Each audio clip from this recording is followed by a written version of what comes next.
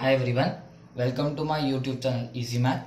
In this video, I won't be going to cover any topic of maths, but instead I'll be showing you the roadmap of the further topics and chapters. So first we have done this chapter 1 and we are also finished the chapter 2. So now this is the sequence in which we'll be moving. This whole section, that means these all chapters come under arithmetic section of maths. So that is why, since we have started chapter 1 as arithmetic part, so we will be first completing arithmetic, then we will be moving to statistic, and then at last we will be going to geometry. Your maths book, though in your maths book there are different serial numbering is different, and one topic arithmetic, then one topic of statistics and mixed, but we will be moving with fluency so that we have to maintain concepts. So we'll be moving this here, observe this, and you can also note down your copy so that you will be only finding it useful. First chapter 1, chapter 2. Now next topic will be chapter 16, playing with numbers, from next video. This video basically my motive was to give the roadmap. You copy it and see. You will be seeing that first these two chapters form one unit. This is reasoning. These chapters basically in reasoning and short, only 2 exercise chapter. It is just a reasoning part, which is usually used in a competitive exam. Those who are aiming competitive exam, they must solve this chapter full. Okay, but those are only those who are only focusing on class 8 examination only, they might skip this chapter. Okay, now let's come on to these 3 chapters from a unit, because squares and square roots. Squares means what? Power, and exponents and power means same only. You in this chapter, 12th number chapter, you will be going to learn various type of identities and powers, like if two numbers are added and their square is taken, so what will be there, like a plus b whole square is equal to a square plus b square plus 2ab and so on and so on. Such type of identities you will be going to learn.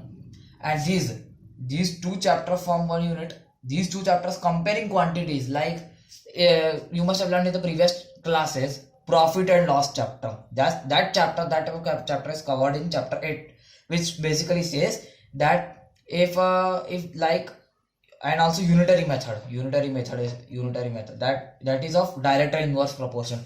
Like if there are 3 toys for 50 rupees, then how many toys are for 100 rupees? 6 toys. Simple.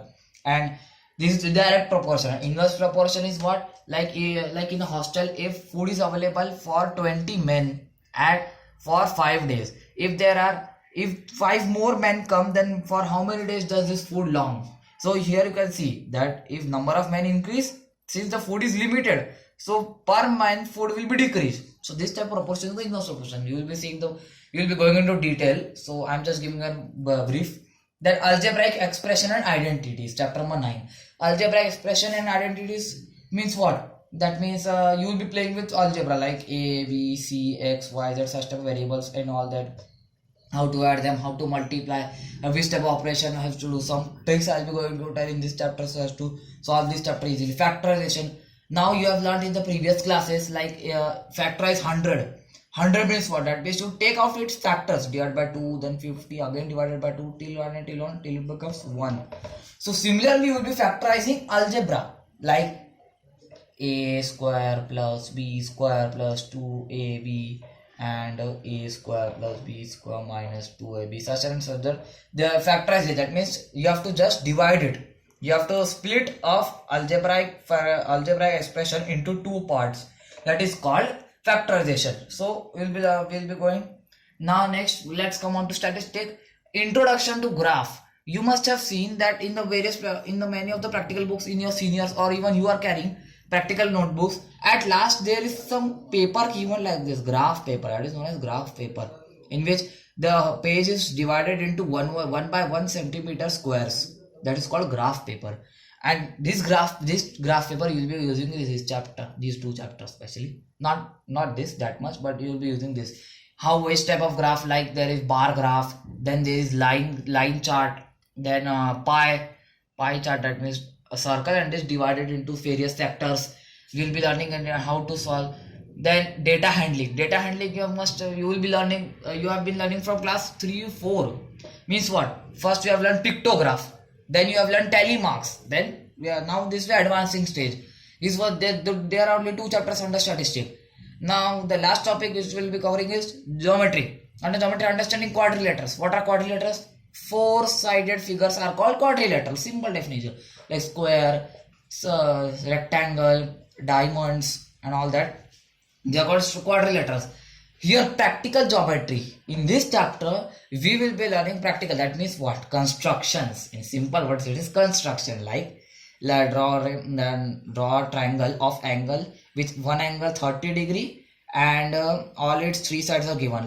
Or practically will be quadrilaterals, like draw a rectangle of side 8 centimeter and 8 by 3 centimeter. Draw rectangle, and since you know the rectangle property is 90 degree, all side 90 degrees, so you have to construct. I'll be teaching how to construct it. Now next chapter will be visualizing solid shapes. Solid shapes means it is understood that we'll be learning about 3D shapes. What are 3D shapes? We see around our surroundings. We see ice cube, that is a cube. Then if you see a room, it is a cuboid. It's a cuboid. Then if you eat an ice cream cone, it is a cone shape. Then if you see your LPG cylinder, it is of shape cylinder. So these are the solid shapes. Visualizing is just taking an overview of this, how they are, and some 2 to 3 formulas which will be using in this chapter. Mensuration is a very important chapter of the geometry part. I think this is the most important chapter because mensuration involves various type of calculations. Calculations related to, like, if it is given that volume, that I'm just saying, see, volume of a cube is this, then find its side, or even tough ones, like if a room is whitewashed, then what will be the cost and all that, which you were learning in previous classes area wise. Like if a park has to be fenced at rupees 30 per meter, and what is the cost of total fencing this. So that type of concept we have to use in perimeter. Now that same type of concept we will be using in mensuration chapter for 3D shapes. So with this I end today's video.